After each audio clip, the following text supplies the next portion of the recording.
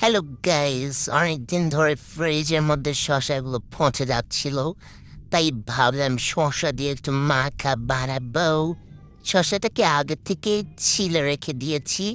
এখন শসাটাকে কুচু কুচু কুচু কুচু করে খেতে নেবো। এই দেখো, এভাবে 1 2 3 টাচ।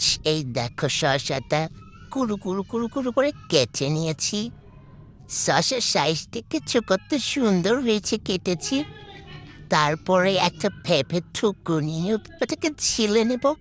ছিলে নেওয়ার পরে শসাটাকেও পেঁপেটাকেও ভালো করে কুচু কুচু করে নেব।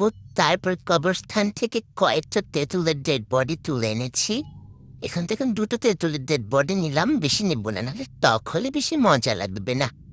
যাই হোক, পরিষ্কার করে নিলাম। নেওয়ার পরে ভালো করে মেখে নেব।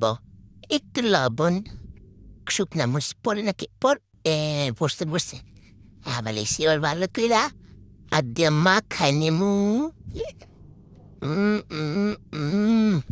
আমার তো মাখাইতে মাখাইতে লাল পরে দিচ্ছিল। একই একই এদিই গলে না। যাই হোক, হাত দিয়ে ফাটিয়ে নেও ভালো করে। এ দেখো, ইটস চিনককে ইটস হচ্ছে চিনি ফ্লেক্স অন উইদাউট কাঁচামরিচের সাথে। চিনি ফ্লেক্সটা ভালো করে মিক্স করে, ওয়াও, এই স্বাদে তো মজা কে! আমি খেয়েছি, অনেক মজা হয়েছে। বাটি শুদ্ধ চেটে খেয়েছি আমি। বাই বাই গাইস, তোমরাও ট্রাই করবে।